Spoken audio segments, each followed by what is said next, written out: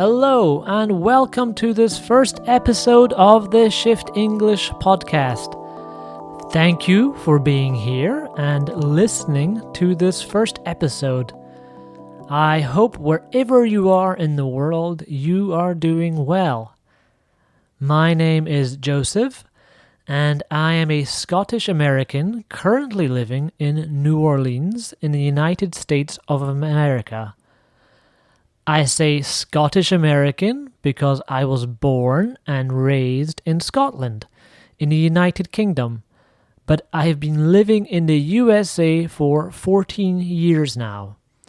I am one of those lucky dual citizens. I have a passport to the United Kingdom and to the USA. My background can be helpful for learning English because you'd be surprised to know how different the two languages can be sometimes. I am able to warn students of some English language difficulties that can also be quite funny. For example, don't go to the United Kingdom and say pants when you really mean trousers. And just for anyone not familiar with this one, the word pants in the USA means trousers, but in the United Kingdom, pants means underwear. A small mistake, but it could be embarrassing if you don't know. I'm not sure why one of them couldn't have just chosen a new word instead of reusing another word that is confusingly similar but not the same. Unfortunately, there are a lot of these little difficulties in English. But the good news is that I will help you through this podcast to understand when to make the right word choice. The goal of Shift English is simple: a naturally interesting way for English learners to learn the language. No boring grammar, just real interesting topics at a pace or speed easy to understand. I've been teaching English to foreign travelers for 10 years, especially those around the B1 to C1 levels.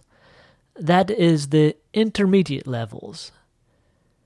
I have noticed that for intermediate English learners, it is especially difficult to find interesting content at the right level that the English learner can return to again and again.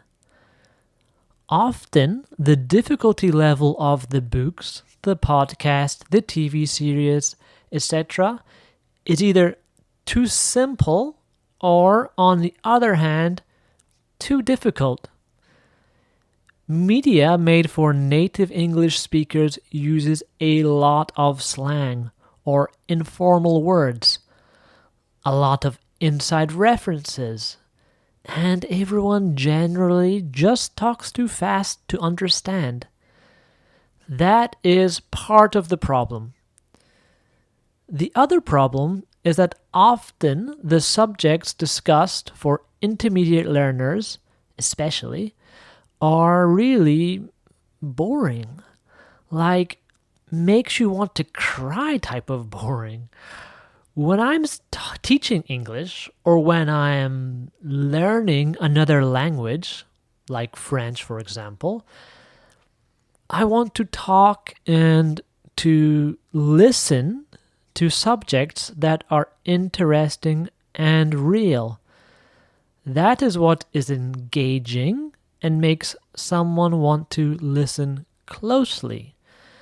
And listening closely is a great way to learn a language.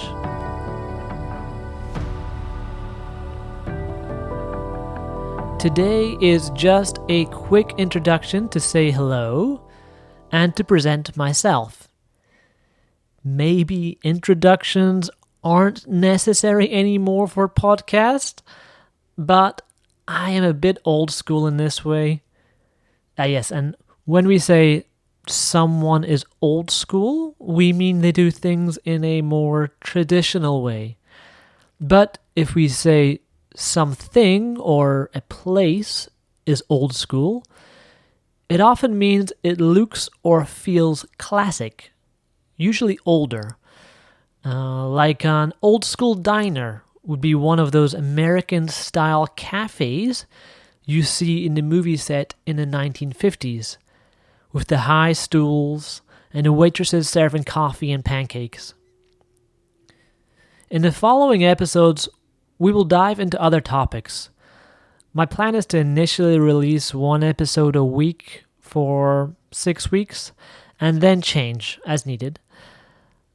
I am planning to cover some real and authentic topics that I hope will be interesting to you, the listener.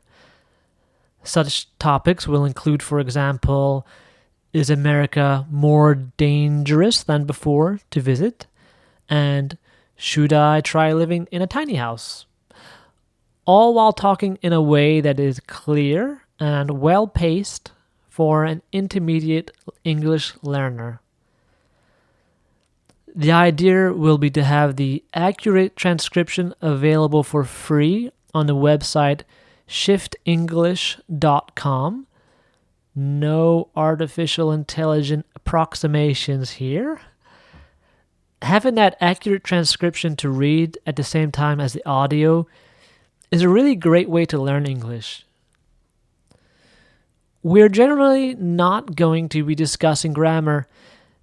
In fact, there are a million resources already that exist for learning English grammar. Also, I think learning grammar, learning the rules of a language, it's overrated. When we say something is overrated, we mean it's not as good as people say it is. Like famous food that actually just tastes normal. Learning lists and lists of irregular verbs, for example, which is an experience most second language learners go through, not only is it painfully boring, but I think it doesn't even really help us that much when we try to talk to someone in a real situation. And for me, and I think probably for you, being able to communicate with someone in the foreign language is the main reason for learning it. Not to say that we shouldn't learn grammar at all. A little bit of language structure can be helpful and needed sometimes. But here I want to create something for you that feels enjoyable to listen to, not like homework.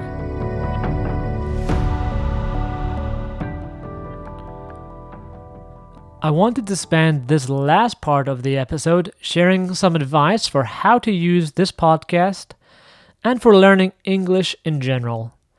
As we say in English, to leave you with some words of wisdom, which simply means advice that you can use in the future. Firstly, repetition. This is crucial, very important when learning a language, to repeat and repeat. So I will admit now, I am a bit of a geek. I like to study the science behind why. Why, for example, is repetition important? It's something that has been studied for a long time now. And there is, for example, an interesting drawing that you can see online if you search for something called the forgetting curve. And don't worry, anything I mention like this, I will put a link in the description at ShiftEnglish.com. But essentially, it's this line on a graph showing just how much we forget. It's based on the research of a man called Hermann Ebbinghaus around 100 years ago. It shows just how much we forget and how fast, especially if we only hear or see that information one time. There exist many studied methods or strategies for how to remember more information, for longer in the context of foreign language learning. For example, the 7-3-2-1 method. For something like a podcast, this method recommends you listen again today, 1, tomorrow, 2, the day after tomorrow, 3, and in 1 week, 7. So I guess they should really call it the 1-2-3-7 method, since it is in that order. But hey, they don't. My more general recommendation is listen at least a few times. Read the transcript, which is on ShiftEnglish.com, and listen again. Each time you do, you'll hear and understand a little bit more. And you also help your brain store that information in your long-term memory instead of just the short-term memory. Next point, or word of advice or wisdom, is make errors. Try to use what you hear, even if you don't fully know how or when to use the word or phrase you learned. In fact, especially in those situations. Write it down in a sentence in your private study or try it out in a conversation. Because it is in making errors that we get feedback that helps us improve and even remember better. Feedback is when someone or something tells us if the thing we did was correct and how to improve for the next time. And again, there are studies, for example, by Cornell showing that this type of error learning is helpful in getting better at a second language. It pushes you out of your comfort zone and activates the part of the brain that deals with memory. All things that help with long-term remembering of a language. And I'll admit, this is one I can struggle with. In the United Kingdom, we are very rational, maybe even a bit perfectionist. We like to know all the rules, all the facts, before we take even a little risk. It is really a bit opposite to American culture, where people mostly just act and speak without thinking. But I'm not really saying that the American style is ideal either. On top of, or in addition to growing up in the United Kingdom, I studied and worked as an engineer for a number of years. So that makes me even more rational. We are trained to be rational as an engineer, to be careful and not make mistakes. But what makes sense for engineering is not the same for learning a language. We can make mistakes when talking a second language, and it is okay. There is no risk that a bridge or a building will fall down. So if you are someone that is maybe a little introverted or just likes to get things right, I especially encourage you to make that little extra effort to try and communicate in English. Even if you don't think you'll get it 100% right. And to this last point, how and where to practice English. Immersion is the best way, of course. Being immersed or surrounded by a language is the best way to learn. For example, living or traveling in America or in the United Kingdom. When you are immersed in a foreign country, you are forced to work and communicate in that language to be understood. And that is the most natural way to learn a language. It is the same way a baby learns a language. They need to communicate to let their parents know they are hungry or tired.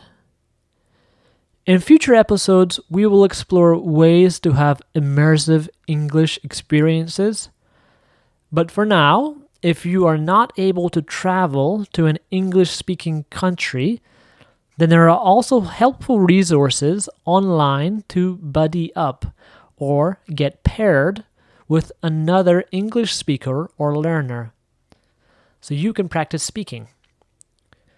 An example is freefortalk.com, which as of recording is still free. Again, that will be in the transcription notes at ShiftEnglish.com. And of course, with artificial intelligence or AI getting much more efficient, there's also the possibility there for practicing in a more anonymous setting, talking with a chatbot. And of course, if you are looking for an English coach or just some other resources such as books and TV series at your level, then you can also head to my website, ShiftEnglish.com, and send me a message there. I've been coaching English for 10 years now, and I would be more than happy to help you.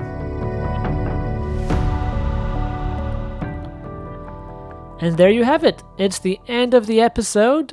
I want to thank you very much for listening to this first episode. I'm happy to be sharing this learning journey with you. And that's what it is, a learning journey.